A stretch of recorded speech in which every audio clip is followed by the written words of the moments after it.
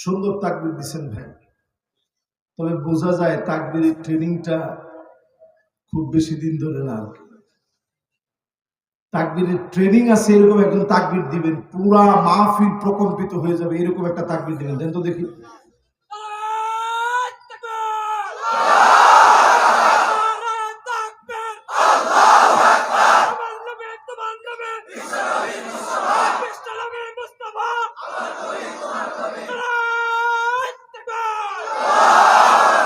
মাশাআল্লাহ, এখন সুন্দর একটা তাকবীর হচ্ছে। আপনাদের মন ভালো আছে তো? আলহামদুলিল্লাহ। এখন থেকে কেউ যদি জিজ্ঞাসা করে কেমন আছেন, উত্তর কি দিবেন?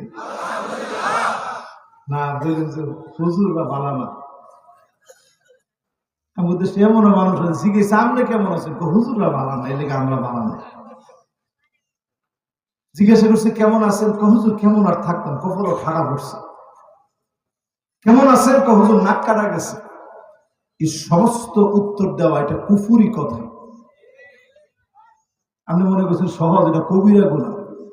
জোরে কোন কি গুনাহ? কেউ জিজ্ঞাসা করছে মুখ ফুটছে কে, আসি কোন রকম, এটা কবিরা গুনাহ। জোরে কোন কি গুনাহ? আল্লাহ আপনার হসপিটালে শোয়ায় রাখতে পারতেন, যদ্দুর রাখছে, এই জন্য শুকরিয়া আদায় করেন, পড়েন আলহামদুলিল্লাহ। যে অবস্থায় আছেন, আমি এমন মানুষকে মিশরে দেখছি হসপিটালের বেডে শুয়ে কাতরাচ্ছে। জিজ্ঞাসা করছি কেমন আছেন, আলহামদুলিল্লাহ বলেন। এমন ভাবে শুকরিয়া আদায় করেছে, আমার নিজের কাছে মনে হয়েছে আল্লাহর খেয়ে আল্লাহর পরে নাফরমানি করছে। শুকর গুজারি আদায় করেন, যিনি বাড়ায় দিবেন তিনি কে? একটা কাটা ফুটছে, আপনি বলেন আলহামদুলিল্লাহ। একটু চাবিটা হারায় গেছে, আপনি খুঁজতেছেন, গুনাহ মাফ হচ্ছে, আপনি বলেন আলহামদুলিল্লাহ। এই যে আজকে জ্যামজটের ভিতরে পড়ছি, লম্বা পথ মারিয়া, যিনি এই যে একটু পেরেশানি হয়েছে গুনাহ মাফ করে দিয়েছেন কে?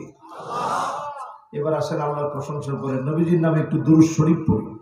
সবাই পড়ি মুহাম্মাদুর রাসূলুল্লাহ সাল্লাল্লাহু আলাইহি ওয়াসাল্লাম। পড়ছেন সবাই? এক নাম্বার সবক হচ্ছে আল্লাহর প্রশংসা আদায় করবেন।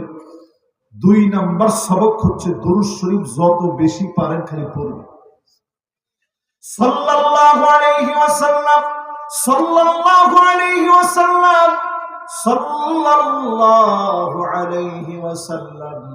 অন্তত এতটুকুন পড়েন, আকসারুহুম আলাইয়া সালাম। নবীর সঙ্গে সবচেয়ে কাছে আপনার বাড়ি হবে, শুধু বাড়িটা নবীর সঙ্গে হবে না, আল্লাহর নবী আপনার জন্য শাফাত করবে। যিনি মাফ করে জান্নাতি বানায় দিবেন তিনি কে? দোয়া কবুল হবে দুই কারণে। আওয়াজ করে বলেন কয় কারণ? এক নাম্বার কারণ আল্লাহর নামে প্রশংসা আদায় করেন। দুই নাম্বারে দোয়া শেষ করার আগে নবীজির নামে দুরূদ শরীফ পড়েন।